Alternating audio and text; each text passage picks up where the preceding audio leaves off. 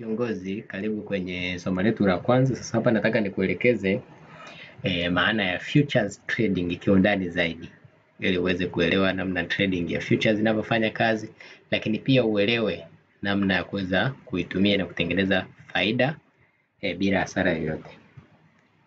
Lakini kitu cha kwanza unachotakiwa kuelewa ni kwamba cryptocurrencies ni soko ambalo linapanda na kushuka ndani ya muda mfupi sana. Sasa kutokana na ile hali ya kupanda shuka ile inatupa sisi fursa za kuingia kununua wakati ambapo soko likiwa chini, lakini pia likipanda tunauza na kutengeneza faida. Sasa katika hii panda shuka ambapo tunanunua na kuuza, lakini pia tunatengeneza faida, hapa ndio ikazaliwa ile nature ya cryptocurrencies.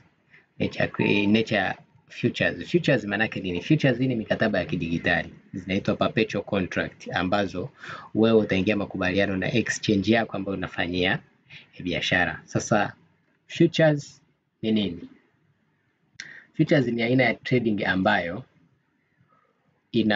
inakupa uwanja mpana wa wewe kupata fursa nyingi sokoni katika kutrade. Ni trade ambayo itakuruhusu wewe kutengeneza faida soko likipanda, lakini pia itakuruhusu kutengeneza faida soko likishuka, kwa maana kwamba ikipanda utanunua, lakini likishuka utauza na kutengeneza faida. Kwa katika masoko yote yale utaweza kutengeneza faida. Sasa kwanza elewa mindset iliyokuwa nyuma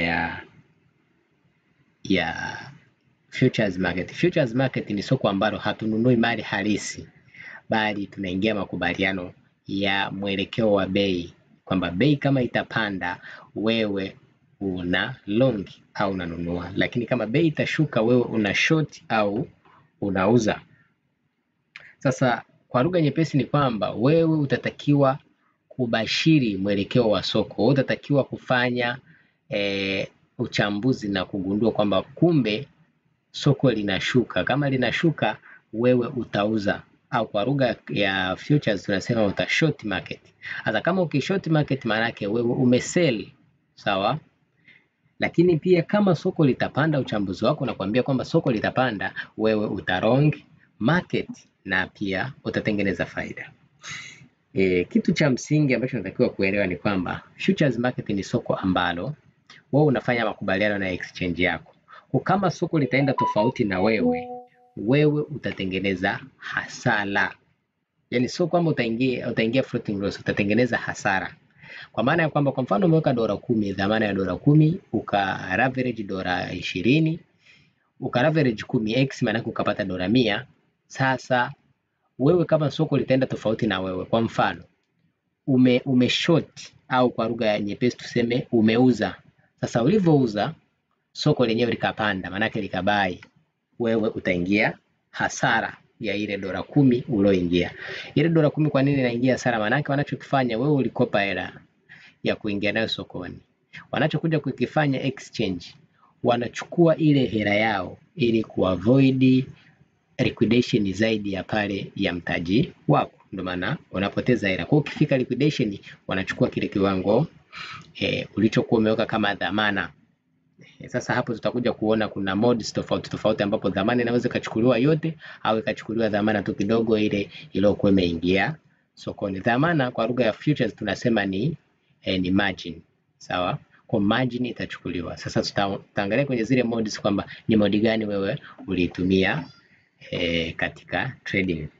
Lakini kitu cha msingi kingine unachotakiwa kuelewa ni kwamba kutokana na hii hali ni kwamba katika futures trading usitegemee kwamba kila trade wewe utaenda sawa na soko. Hapana, kuna wakati soko litaenda tofauti na wewe. Ile kitu cha msingi unachotakiwa kujifunza ni misingi sahihi ya kuweza kudhibiti ile riski. Kwa sisi hapa tutakusaidia kutrade signal. Signal inaweza kaenda tofauti, maana yake ukawa liquidated, lakini kuzuia kupoteza kiwango chote cha mtaji, tutakufundisha misingi sahihi ambayo itakuwezesha wewe kutoka sokoni mapema. Maana yake unakubali kiwango kidogo cha hasara ili kuokoa mtaji wote, lakini ukitrade utarudisha faida yako na utafanya vizuri. Lakini pia trading ya futures sio kamari kwamba utabeti utapata, utabeti usipate. Hapana. Kama unaichukulia trading ya futures kama kamari, huwezi kufanikiwa. Lazima uweke misingi sahihi ya kutrade katika hili soko ili uweze kuwa profitable trader. Lakini kitu chingine unachotakiwa kuzingatia, hizi ni mindset tips ninazokupa kwamba kwenye soko la futures usiwe na lengo la kutengeneza faida kubwa.